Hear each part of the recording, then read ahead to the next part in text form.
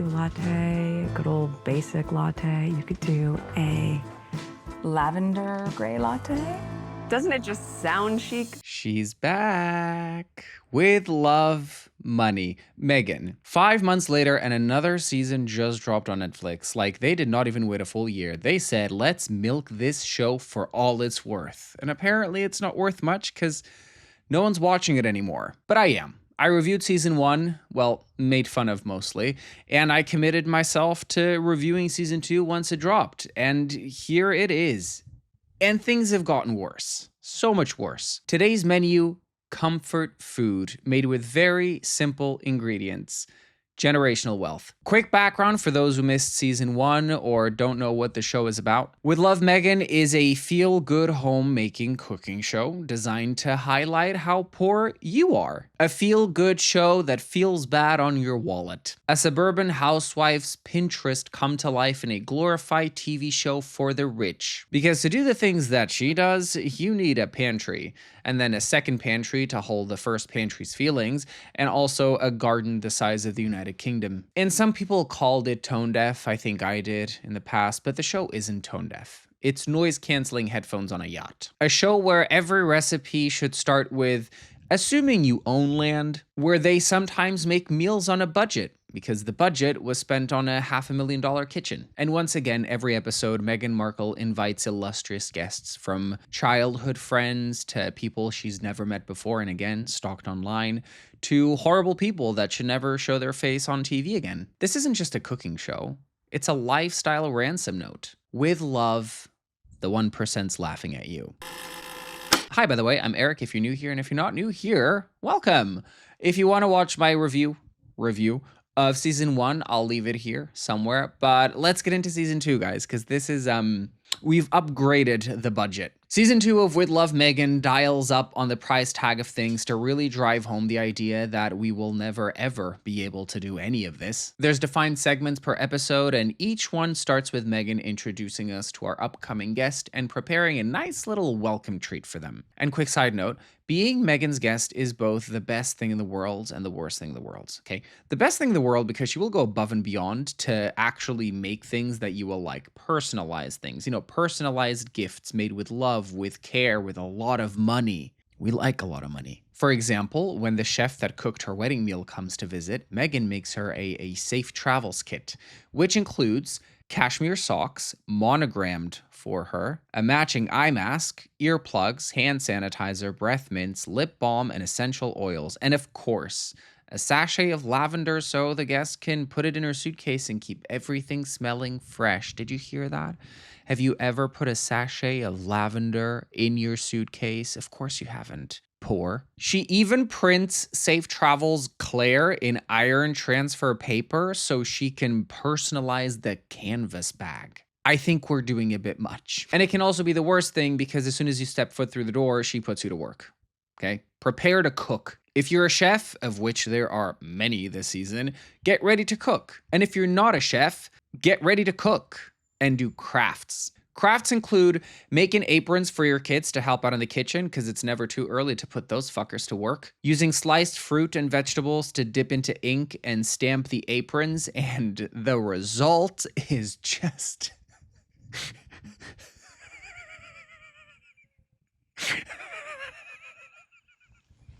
gorgeous. Just gorgeous. Making homemade soap with olive oil directly from the olive oil farm, from the freshest olives that there are. And it even comes with a very thick layer of edible flowers on top, because if there's one thing that Meghan likes, okay, it's fucking edible flowers. She puts them on everything. Bookbinding, because what else is one to do in their crafts barn but to bookbind? Did you hear that? Yeah, I said crafts barn. You don't have one? Oh, of course you don't. Because you're poor. You smell it. In episode 4, she harvests the most bountiful apples from her garden and then goes home and makes apple butter. Did you know that apple butter was a thing? No? Oh, what's that? Oh, it's poverty.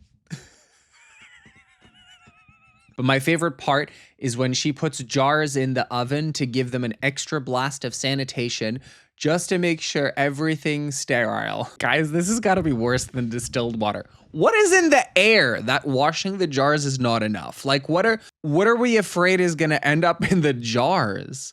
Meghan, girl, come on. In the first episode, she teaches us how to do water marbling, which she says is an easier than it looks process. And then 10 seconds later says that she's never done it before. But guys, it's easy. Water marbling is when you put like dye in water and then you dunk a piece of cloth in it and then you hang it up and dry. It's like tie-dye, but water marbling. Honestly, to have the time and energy and money to do this, because between depression, anxiety, crippling debt, existential dread, rising fascism, and war crimes being committed with our tax money, it's hard to find the time to make cute little scarves for the guests that I don't have because hosting is so expensive. But here's the kicker, okay? Because remember in season 1, I called it a cooking show where there was like some cooking that happened throughout. Well, this time they amp up the cooking. I think they heard us. I think they were like, you know what? We should really show more of the cooking on a cooking show. But they never show us a full recipe. They never go from beginning to end with all the measurements and all the quantities and all the process. You get hints of like a cup of this and 100 grams of that. And then they just halfway through drop it. And she keeps on cooking. And then at the end, there's a plate full of bountiful food for us to appreciate and fawn over and say thanks to the Lord for bringing us all together on this beautiful day. Amen. Amen. But just know that every recipe has hints of elitism.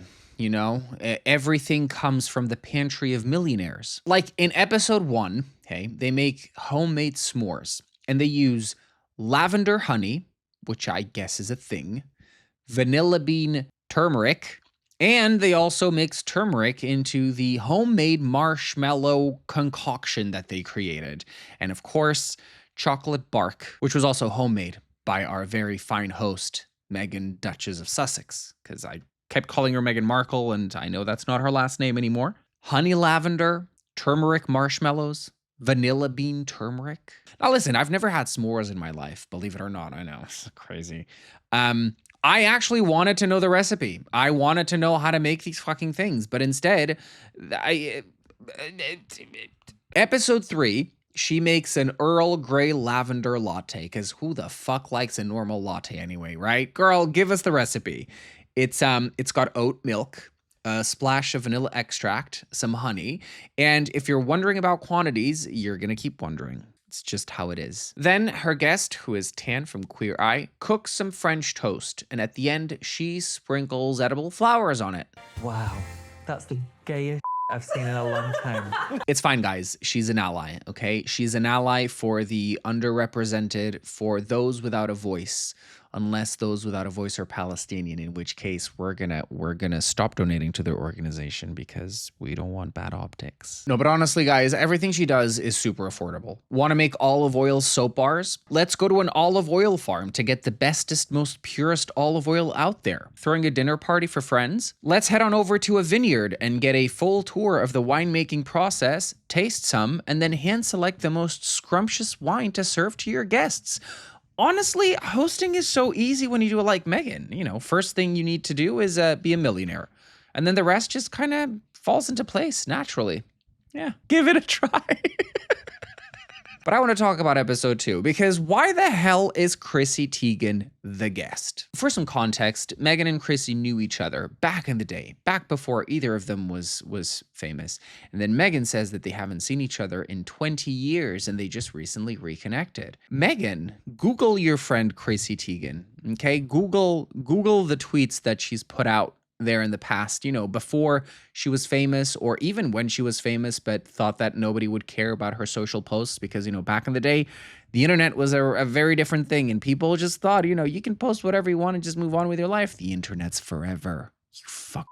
And this isn't even a question of someone tweeted something stupid when they were like 12 or 13. This was like 2013, 2011. Chrissy was a full-grown woman. It's almost like what she said is what she meant. You know, it's almost like what she was saying is what she wanted to say. It's almost like, you know, believe them. Believe them when they tell you that they want to do stuff to kids. So Chrissy's there and she brings her little keychain with her. You know, John Legend, her husband. I call this man a keychain. John comes in just to say hello to Meghan, and then he retreats himself to somewhere in the house. He literally stays somewhere in the house all day while Meghan and Chrissy do shit together. He's there for when Chrissy needs to ask him when their kids were born. Oh yeah, so fun story. For the activity with this nonce, Meghan has decided to make pressed jewelry with the flowers of their kid's birth month, because the goal is to be as pretentious as possible without making the filming crew vomit. And Chrissy reveals that she had her kids' birth dates tattooed on her because she forgets the dates. And then she couldn't read her own fucking tattoo. Wait, is that 16 or 18? Oh no. 18th. Oh 18. no, that's John. She couldn't tell if it was meant to be a 16 or an 18. Hell, she didn't even know whose child this birthday was. Okay, to be fair, she does have 4 kids, but to be fairer, she knows none of their birthdays. Then they go to the crafts barn. Yup, that thing that your broke ass will never be able to afford. And they make literal jewelry with flowers and resin. And they talk and reminisce about the past and how they were so humble and just giving it their best. And now they're here and everything is so magical. We're all good people. And neither of these ladies has ever made public sexual comments about minors online. Neither of them ever, never happened, especially not this one. She has never said anything inappropriate about kids online, ever. And I just know they spent so long making these and they're never gonna wear them, like ever, ever, ever. We then find out that Meghan made homemade rose water for this creep and even walks us through the process. Guys, this is like a science experiment. First, you need distilled water, obviously. Don't let me catch you using tap water. I'll fucking smirk. Then she uses dried rose petals. Then she soaks them up and then makes a very scientific contraption that's like, it's a pan and boiling and condensation. I'm not going to get into it because if you have the time to make rose water at home, then you have the time to go volunteer at the soup kitchen or something, like truly. And then the rose water turns out is just a mist. And here was my dumbass thinking it was to drink. Truly, little things like this make me so happy. Chrissy, please step away from the children. Thank you. But enough about that creep. Some other bits in the season that kind of tickled my pickle. In episode 1, they do flower arrangements and she looks at her guests and tells them to choose the vessel that speaks to you. Okay, so start with the vessel. See what speaks to you. Meghan, if you have drugs on you and you're not sharing with the class, I'm sorry, but that's selfish behavior. And I thought that we were all about giving back and sharing and caring. Come on, cough it up. Why are the vessels talking to you, girl? Like, do you need a minute?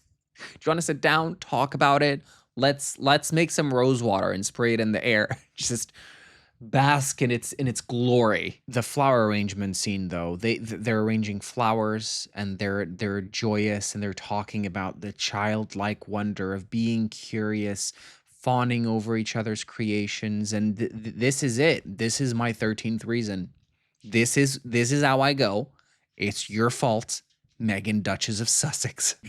It's on you. She also gives a few details about her wedding and the menu, and apparently they provided a map to the guests that pinpointed where every ingredient was sourced from so that people could be appreciative of everything they had on their plate. And to think that at my wedding, I just gave people an option out of 3 courses. Damn. I need to up my game. I need to up a map with the places around the world where the ingredients were sourced from. Girl, what were the carbon emissions of sourcing all those ingredients? Let's start there, because isn't sustainability your whole thing?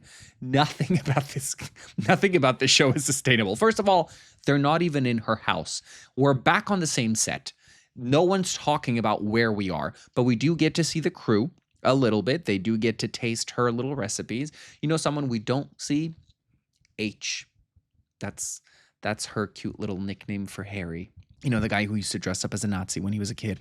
Yeah, he's not in this. MIA, I guess. And before we close off this video, I would like to leave you with a recipe for a very refreshing drink that she made for her guests who don't drink alcohol. Once again, quantities and measurements, just go off of vibes. Lemon juice, raspberries, you crush the raspberries, then you add some agave, topped with soda water, not sparkling water, because you want the effervescent kick. And, of course, to finalize, they're back. the ice cubes with edible flowers inside. And ta-da, you just have a non-alcoholic drink that has the same spark as a cocktail. And with that, my friends, I think it's time to wrap it up. Literally, Netflix, don't do a season 3 because this one's already flopping. And that's it for me. Thank you so much for tuning in. If you like this video, make sure to leave it a like down below. Subscribe to my channel if you haven't already. That's rude. And leave a comment down below. What was your favorite recipe that she didn't walk us through that she did on this cooking show? I want to know. What's stuck with people. And until next time, stay safe, stay sane, stay stupid, stay stuttering. With love, generational wealth. Bye, guys.